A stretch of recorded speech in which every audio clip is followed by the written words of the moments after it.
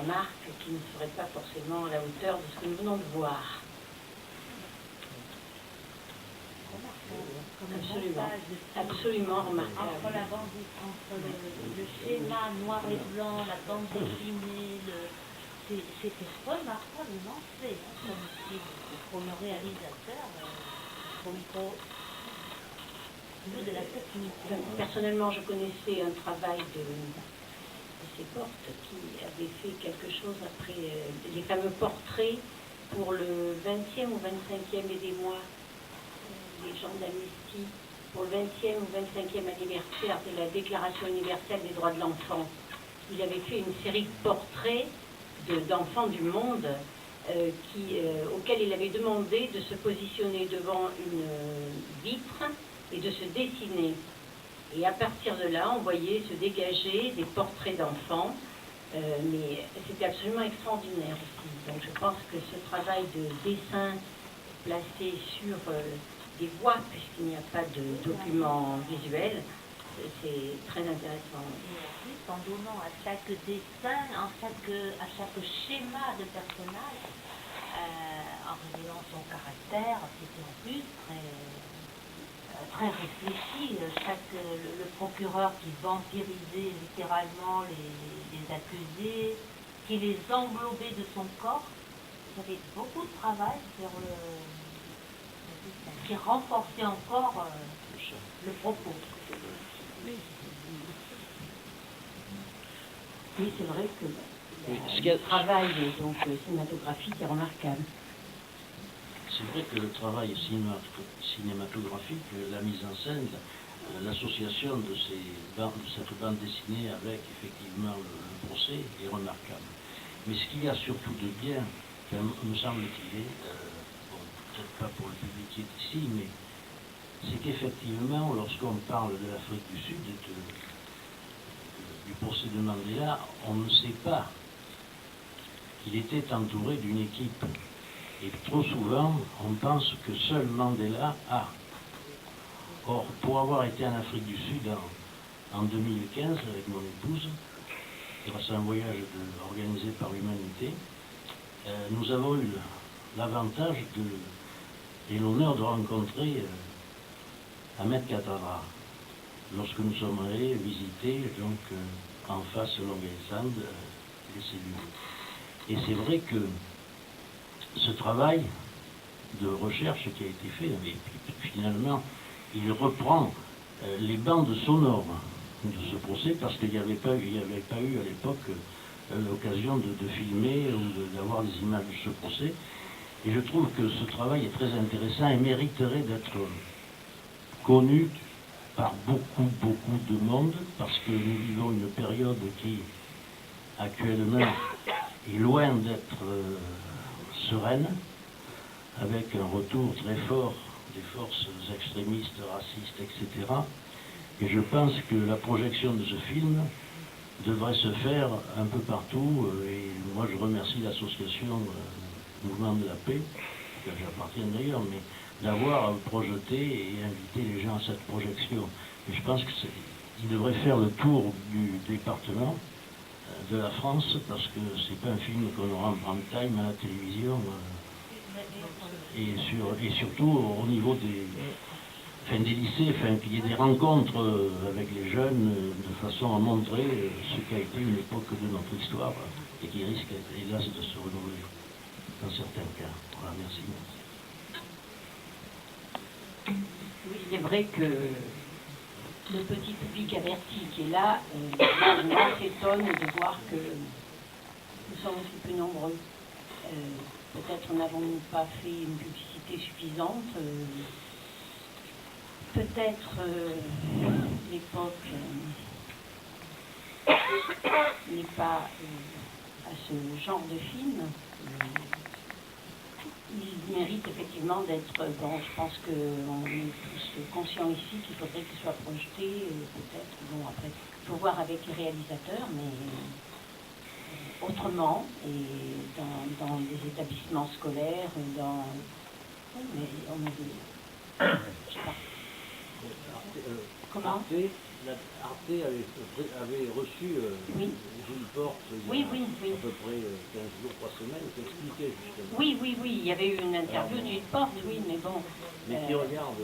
Qui regarde forcément, en tout cas le travail cinématographique est tout à fait à la hauteur des personnages, parce que c'est vrai qu'il n'y avait pas, pas d'image.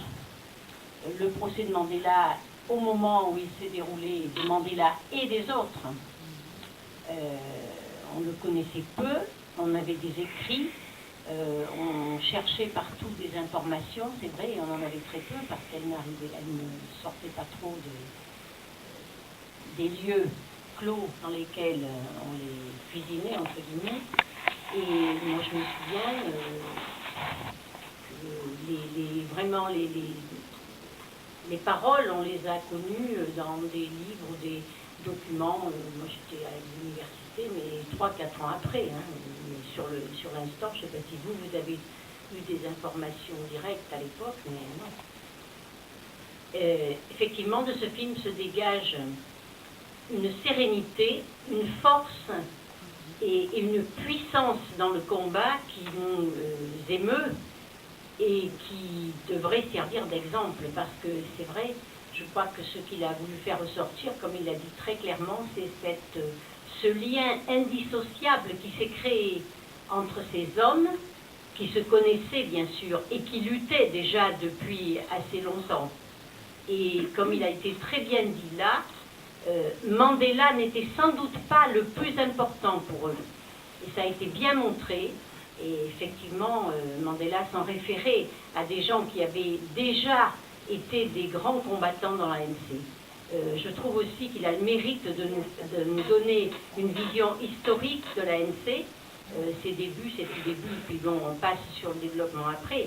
Mais cette force, cette puissance et cette union qui a existé entre eux, c'est sans doute un des éléments majeurs qui a fait qu'ils n'ont pas été condamnés à mort.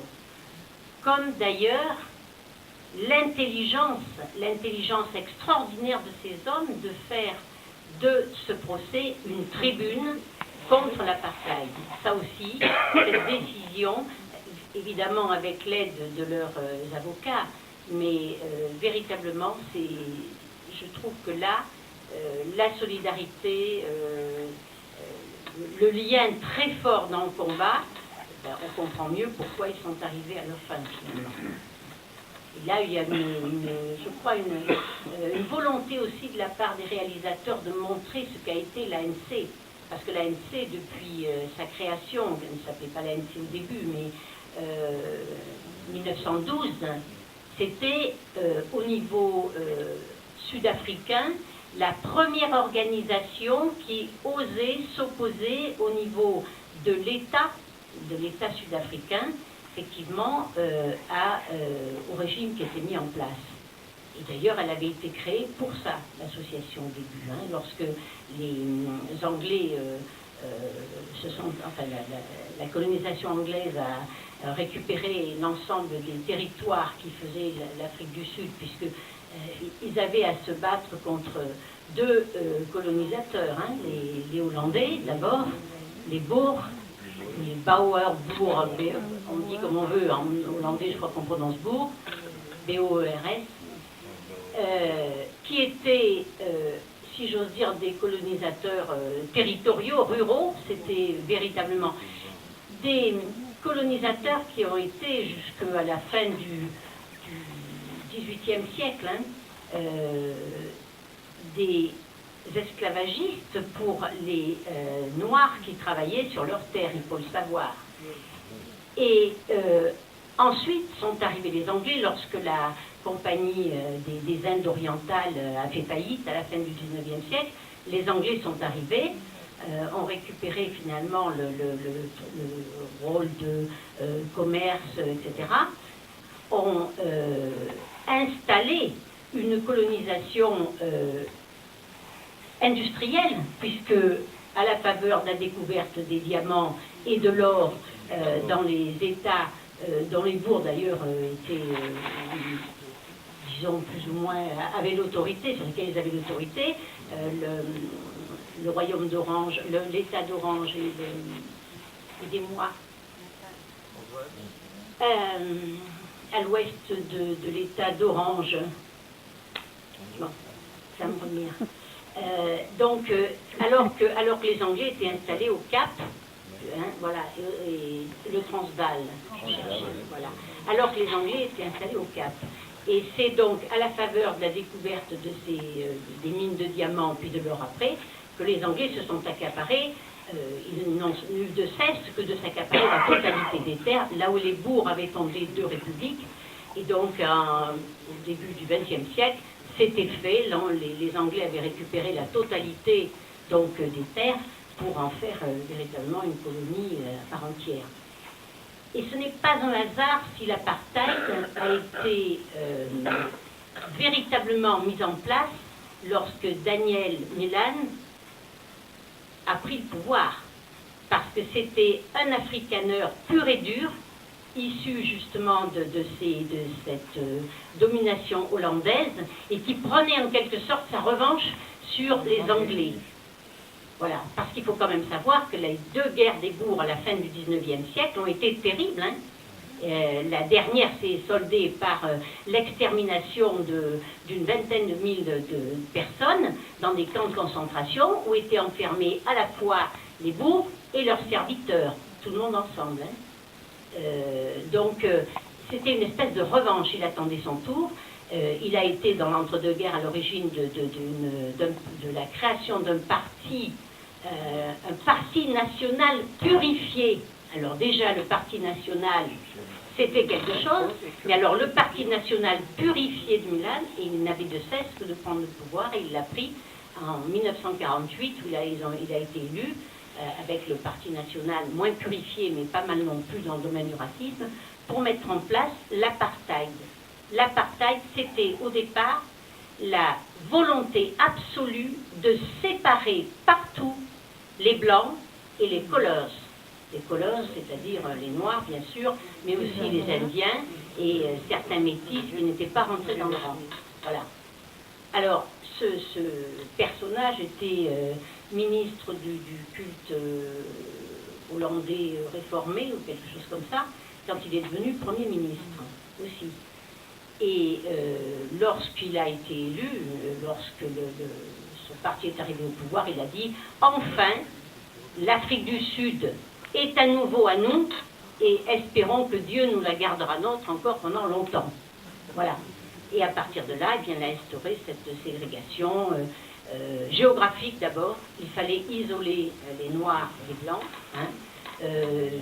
économique bien sûr, racial, ça va de soi, avec un ordre dans les races, et les Noirs tout au bas de l'échelle, bien sûr.